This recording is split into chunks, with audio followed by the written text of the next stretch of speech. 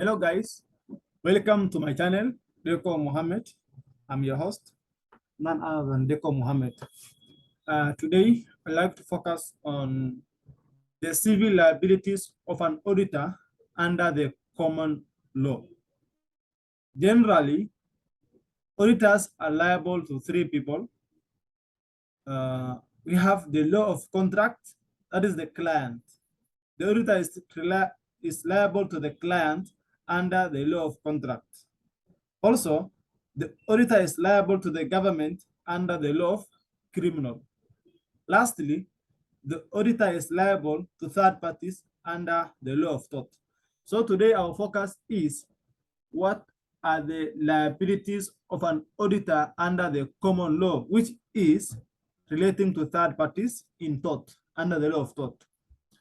A third party is a party that relies on audited financial statement to make an economic decision, but does not have any direct relationship with the auditor. The third party may not even know the auditor, but might rely on the audited financial statement. Let's say I am a third party, I go to a company, I check the audited financial statement, then I say I want to invest on this company. I might have not even know the auditor, but I can rely on that audited financial statement. Next, the auditor has no contractual relationship with the various users of the audited financial statement other than the company as a body corporate. The auditor is only having a contract relationship with the company and not the users of the audited financial statement, for this case, which is the third party. The auditor may owe third parties a duty of care since they rely on audited financial statement to make an economic decision. What does this mean? This means that the auditor should take proper care when auditing their financial statement, since it can be relied by the third parties when they are making an economic decision. If a third party suffers a loss as a result of relying on financial statements that were negligently audited, the third party may sue the auditor for damages. If the auditor has not taken the proper care when auditing the financial statement, then that means that is a negligence of auditing. Then the third party may sue the auditor for damages. For the third party to succeed in suing the auditor for damages, he must prove the following. Number one, a duty of care existed. The third party must prove that there was a duty of care and the auditor was aware.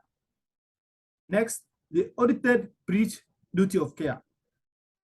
The audited financial statement that have been audited by the auditor have breached the duty of care. He must prove that. Next, the third party suffered a loss as a consequences. By relying on that audited financial statement, he has to prove that the loss he has suffered. Next, the loss is objectively quantifiable in monetary terms. This means the loss should be counted or should be identified, quantifiable in monetary terms, in money terms. Lastly, there was a direct relationship between the loss suffered and the auditor's negligence. That's all about the auditor's liability under the common law. We say that a third party, this is a party that rely on the audited financial statement to make an economic decision, but they don't have to have a relationship with the auditor. So the auditor has to take a duty of care when auditing financial statement in order to prevent negligence and prevent cases. I hope that was a brief class. It was only specific on the auditor's liability on the third parties. I might consider other auditing techniques or other liabilities of auditors in our next presentation.